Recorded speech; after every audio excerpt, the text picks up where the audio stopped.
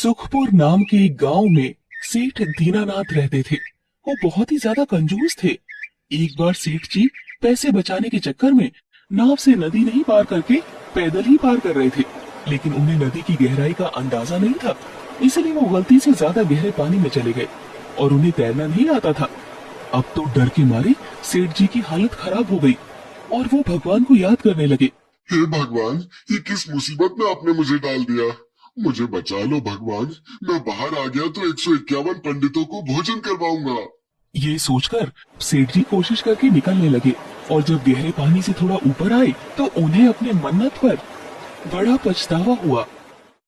अरे बड़ी गलती हो गई भगवान, 151 नहीं बल्कि 100 पंडितों को मैं भोजन करा दूंगा। अब सेठ जी थोड़ा और ऊपर आ गए, तब उन्हें फिर से पछतावा होने लगा। तब उन्होंने फिर से भगवान से कहा, हे भगवान, मुझे माफ करना, मैं 21 पंडितों को भोजन अवश्य करा दूंगा। अब सेठ जी और किनारे पर आ गए, तब तो उन्हें और भी ज्यादा पछतावा होने लगा। हे भगवान, ये मैंने क्या कह दिया। 21 ब्राह्मण भी कम थोड़ी होते हैं। भगवान, मैं एक ब्राह्मण को जरूर भोजन कराऊंगा। अब सेठ जी भोजन कराने के लिए ऐसे ब्राह्मण की तलाश करने लगे जो कम खाता हो। ऐसे में बहुत ढूंढने पर उन्हें एक कमजोर सा ब्राह्मण मिला, जिसे देखकर सेठ जी को लगा ये तो कम ही खाता होगा। ऐसे में वो ब्राह्मण के पास गए। सेठ दीनानाथ ने कहा, पंडित जी, मैं एक ब्राह्मण को भोजन कराना चाहता हूँ, इसलिए आपको निमंत्रण देने आया हूँ। पंडित ने कहा, ठीक है, मैं आपका निमंत्रण स्वीकार करता हूँ। लेकिन अभी भी सेठ के मन में इस बात को लेकर आशंका थी। जाने ये ब्राह्मण कितना खाएगा। इसीलिए मन में शंका न रखते हुए पूछना ही उचित समझा। सेठ दीनानाथ ने कहा, पंडित जी, वैसे आप कितना खा लेते हैं। पंडित जी काफी चालाक किस्म के इंसान थे, इसीलिए उन्हें समझ में आ गया कि सेठ बहुत कंजूस है। ऐसे में पंडित ने सेठ से कहा, मैं 2 पूड़ियों से ज्यादा नहीं खा पाता हूँ।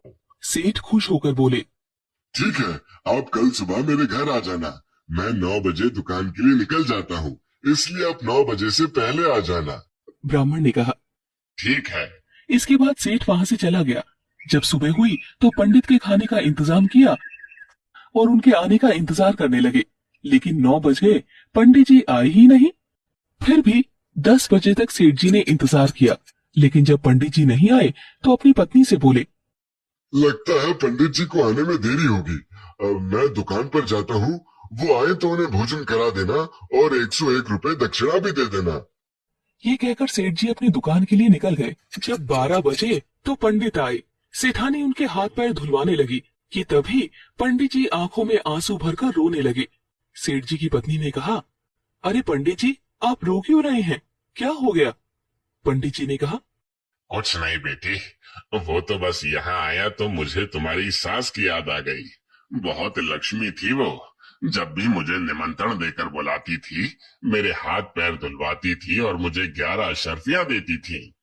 सेठानी भावुक होकर बोली, सासू माँ नहीं है तो क्या हुआ पंडित जी, मैं हूं ना।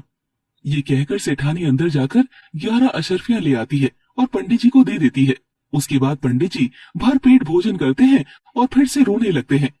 सेठानी ने कहा, अब क्या हुआ पंडित जी, अब क्यों रो रहे हैं आप। क्या बताऊं सेठानी, आपकी देवी जैसी सास जब जीवित थी तो वो मुझे भोजन कराने के बाद 51 अशर्फियों के साथ आटे और चावल का भी दान करती थी। लेकिन अब तो वो पुरानी बातें हैं। अब वो समय लौटकर कहाँ आने वाला है। सेठानी ने कहा, आप चिंता मत कीजिए पंडित जी, जैसा पहले होता था अब भी वैसा ही होगा। इतना कहकर सेठानी अंदर जाती है और 51 अशर्फियों के साथ आटा चावल भी भर के पंडित को देती है।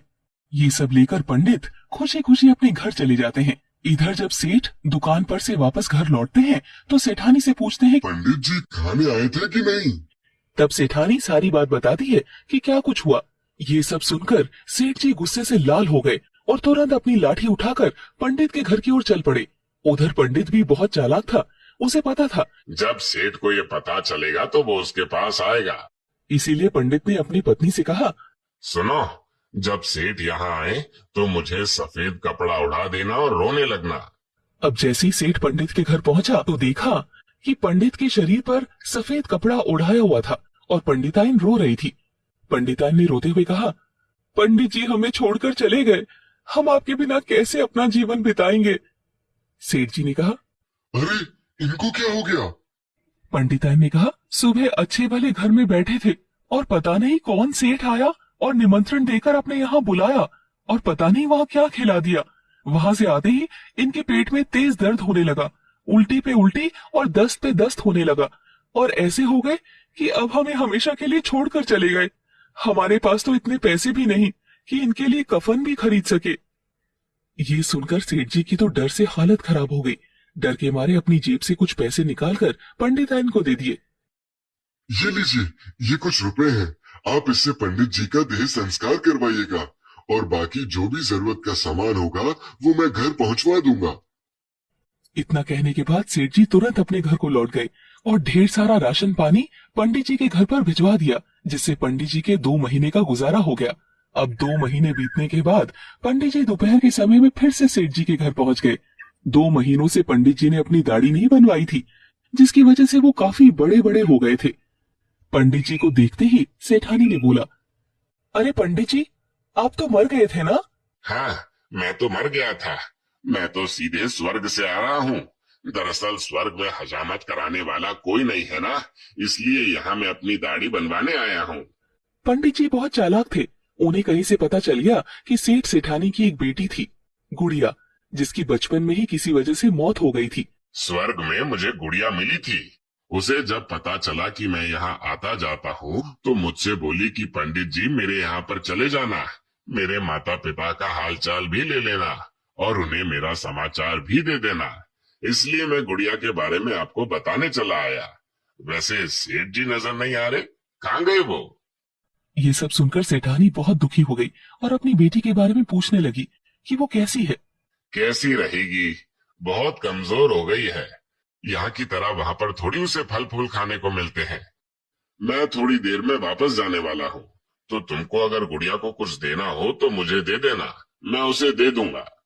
अब सेठानी ने ढेर सारे फल, अनाज इत्यादि बांधकर पंडित जी को दे दिया। वो सब लेकर पंडित अपने घर आ गए। जब सेठ जी रात को दुकान पर से घर आए तो सेठानी ने उन्हें कुछ नहीं बताया। इधर पंडित जी आराम से पंडिताइन के दिए सामान का इस्तेमाल कर रहे थे। करीब 2 महीने बाद जब सारा राशन पानी खत्म हो गया तो फिर से पंडित सेठानी के घर जा पहुंचे। पंडित को देखकर सेठानी काफी खुश हो गई और बेटी की हालचाल पूछने लगी। तब पंडित जी ने कहा, हाल चाल बहुत अच्छा है, अब तो गुड़िया काफी तंदुरुस्त हो गई है। तुम्हारा दिया हुआ सामान देखकर वो बहुत खुश हो गई थी। अब जब मैं फिर से वहां से आ रहा था तो बोली जाकर फिर से मेरे माता पिता से मिलना। और जानती हो, तुम नानी बन गई हो, गुड़िया को लड़का हुआ है। नानी बनने की बात सुनकर सेठानी बहुत ज्यादा खुश हो जाती है। गुड़िया ने कहा है कि माँ से कहना कि नाती के लिए कुछ कपड़े और शगुन का सामान भेज दे। और हाँ, गुड़िया ने वहां पर सबके खाने पीने का भी इंतजाम किया है, इसलिए उसने कहा है कि कुछ राशन पानी भी भेज दे। अब तो सेठानी खुशी के मारे फूली नहीं समा रही थी। जल्दी जल्दी सारा इंतजाम किया और एक बैलगाड़ी में भरकर ढेर सारा सामान पंडित को दे दी। जैसे ही पंडित वहां से निकले कि तभी अचानक किसी काम से सेठ जी आ गए। देखा तो पंडिताइन बाहर खड़ी थी। क्या बात है, यहाँ क्यों खड़ी हो, कोई आया था क्या? सेठ जी के ऐसा पूछने पर पंडिताइन ने बताया कि स्वर्ग से पंडित जी आए थे। उन्होंने बताया कि आप नाना बन गए हैं। सेठ ने कहा, नाना? मैं नाना कैसे बन सकता हूँ, मेरी तो कोई बेटी या भतीजी भी नहीं है। सेठानी ने कहा, अरे वो अपनी गुड़िया है ना स्वर्ग में, उसी को लड़का हुआ है, पंडित जी ने बताया। ये बातें सुनकर सेठ जी तो हक्के बक्के रह गए। परेशान होकर सेठानी से बोले, तुम्हारी बुद्धि खराब हो गई है क्या? उस पंडित ने तुमसे कुछ भी कहा और तुमने मान लिया?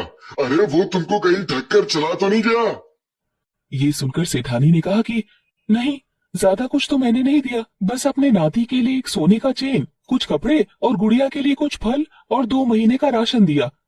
अब सेठ जी मानो मूर्ख बन गए। सेठ को पत्नी की बेवकूफी और पंडित की धूर्तता पर काफी गुस्सा आ रहा था। अपने उसी गुस्से में वो पंडित के घर चल दिए। वहां पहुंचकर पंडित के सामने हाथ जोड़कर माफी मांगने लगे। मुझे माफ कर दीजिए पंडित जी, मैं आज के बाद कभी कम खाना खाने वाला ब्राह्मण नहीं ढूंढूंगा।